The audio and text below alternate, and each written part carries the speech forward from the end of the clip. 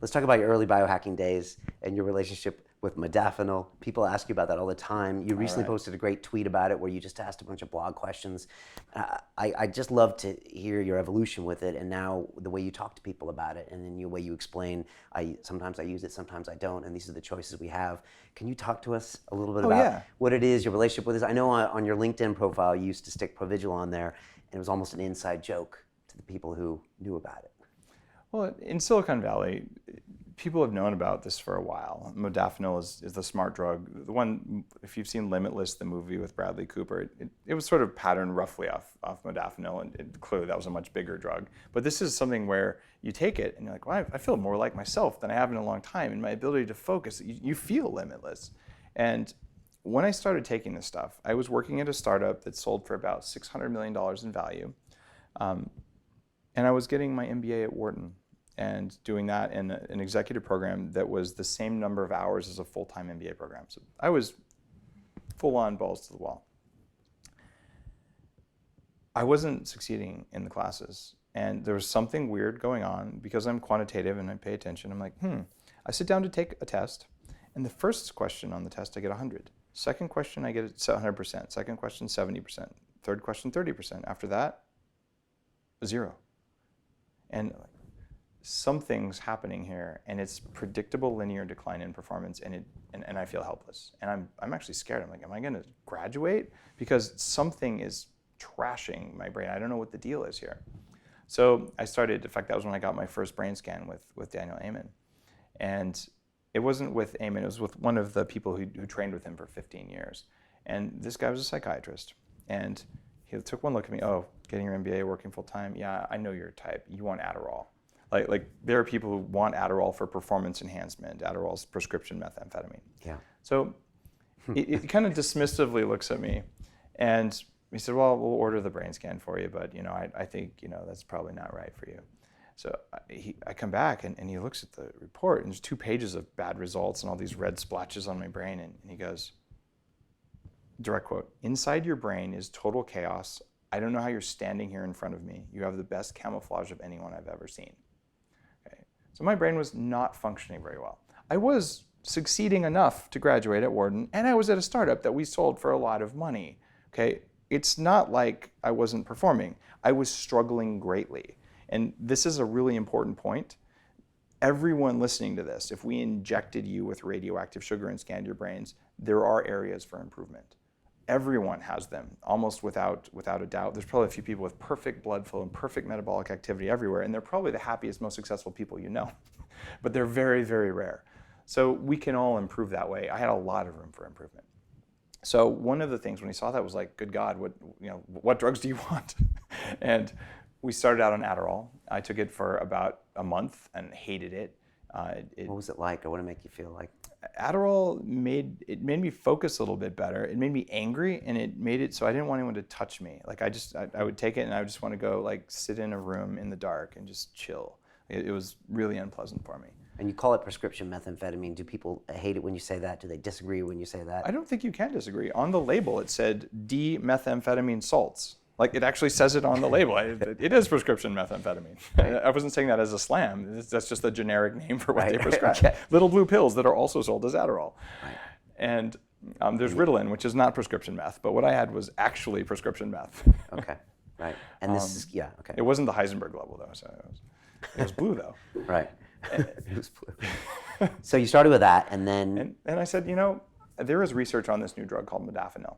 I really want to try modafinil.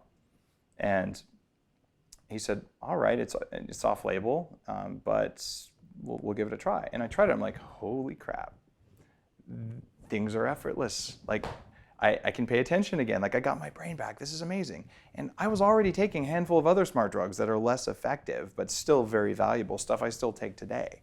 This had brought my brain back online from where I had been before, where I probably wouldn't have even been able to get into Wharton. Like, I was zombified for a while. So I'm like, all right. This stuff rocks. And I took it just about every day. Maybe I'd skip weekends here and there, but the vast majority of the time for 8 years. And it helped my career. It helped me graduate from business school. I actually felt a little bit guilty about it. And there's probably people in my class who would remember before a few of the tests, I would actually put the smart drugs I was taking on the desk in front of me. I'm like, guys, I'm not doping. If you know what I'm doing and you have the ability to do it too, then it's not doping. Right. It's not cheating. And I still don't believe it's cheating any more than wearing a sweater on a cold day is cheating. It's just technology that helps you do what you're doing. So I took the stuff and it really, really helped my performance. It was amazing. Then I came out with a Bulletproof Coffee and Bulletproof Diet Principles. I put them online for a couple of years before I wrote the Bulletproof Diet book. And there were a few critics who were saying everything you do comes from modafinil because there's a study that says it helps you lose weight. I'm like, you know what? This is highly unlikely. And there were a few people who said I was hiding it from them, even though I'd been on national news talking about it, which I always thought was one of the more bizarre criticisms of Bulletproof. But and it was in your profile for a long time, right? Exactly. I was like, everyone else in the Nightline piece was wearing paper bags over their heads because they wouldn't show their face. And I'm like, yes, I actually take modafinil. I'm okay with it. Like, it might help you too. So I consider it to be a profoundly effective drug for occasional use or for regular use if you need it. And it's changed many people's lives. And it's much safer than Adderall and much safer than Tylenol.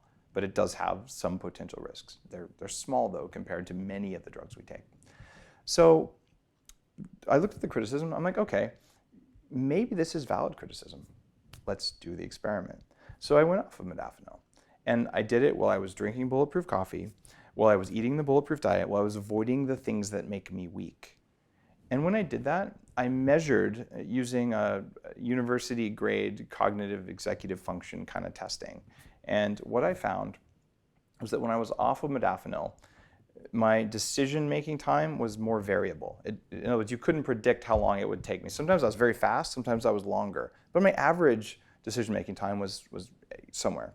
When I was on modafinil, my average decision-making window was smaller, it was more predictable, but my average speed was the same.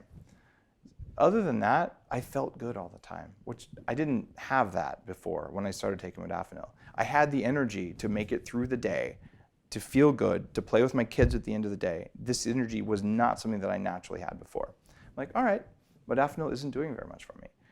Is there a modafinil in my bag right now? Yeah, there is. I just flew to London or to Scotland and then London. It's been a relatively intense trip.